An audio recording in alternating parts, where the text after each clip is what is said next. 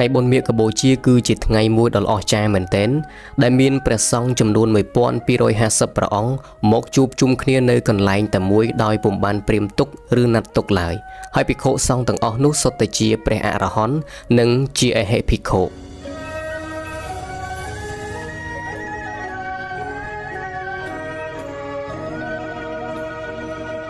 ថ្ងៃនេះខ្ញុំប្រកាសអាត្មាភាពនិងសង្ខេបខ្លីៗតេតិនទៅនឹងបុណ្យមាឃបូជាឲ្យញាតិញោមពុទ្ធបរិស័ទងាយស្ដាប់ងាយយល់តើបុណ្យមាឃបូជាប្រពឡើងដើម្បីអ្វីហើយមានហេតុប៉ុន្មានយ៉ាង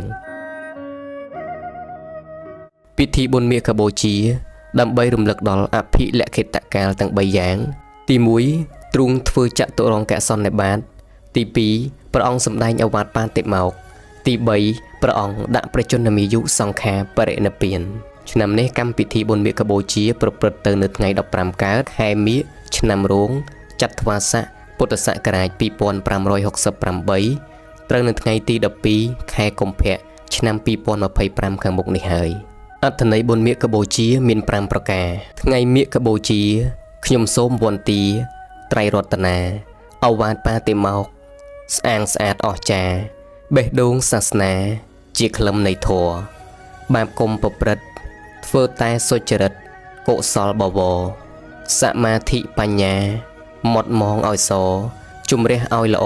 បរិសុទ្ធសន្តានព្រះជន្មសង្ខាសូមដាក់ហើយណា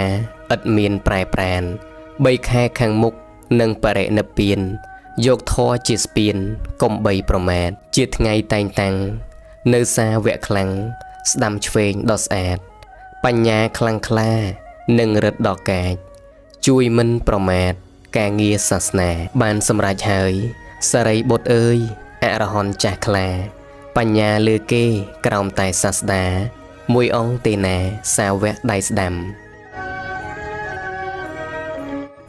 មកភាពនឹងលើកយក5ចំណុចដែលតេតិនទៅនឹងបុណ្យមាឃបូជាដើម្បីឲ្យញាតិញោមជាពុទ្ធបរិស័ទងាយស្ដាប់និងងាយយល់1ជាថ្ងៃប្រកាសចេញនៅអូវាទបាតិមោក្ខក្លឹមនៃធម៌បេះដូងនៃសាសនាមិនប្រព្រឹត្តអំពើបាបទាំងពួងធ្វើកុសលឲ្យដល់ព្រម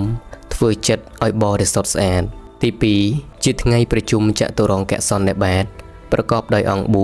4 1ជាថ្ងៃពេញបុណ្យមីខែមាឃ2សង្ឃនិមន្តមកជួបជុំគ្នាមានចំនួន1250ព្រះអង្គដោយមិនបានព្រាមទុកឡើយ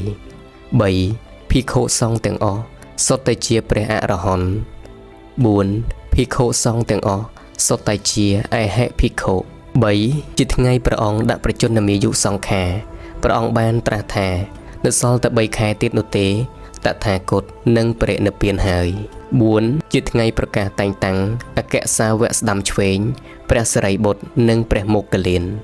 ទី5ជាថ្ងៃដែលព្រះសិរីបុត្របានសម្រេចព្រះអរហន្តលើលោកជាមហាសាវកទី1ប្រសើរលើភិក្ខុដទៃក្នុងចំណោមសាវកដែលមានបញ្ញាទាំងឡាយញាតិញោមនេះគឺជាអត្ថន័យបុណ្យមាឃបូជាដែលអាត្មាភាពបានសង្ខេបខ្លីដើម្បីឲ្យញាតិញោមជាពុទ្ធបរិស័ទអ្នកពុំទាន់បានដឹងហើយអាចស្វែងយល់អំពីក្លឹមនៃបុណ្យមាឃបូជាខ្លីៗ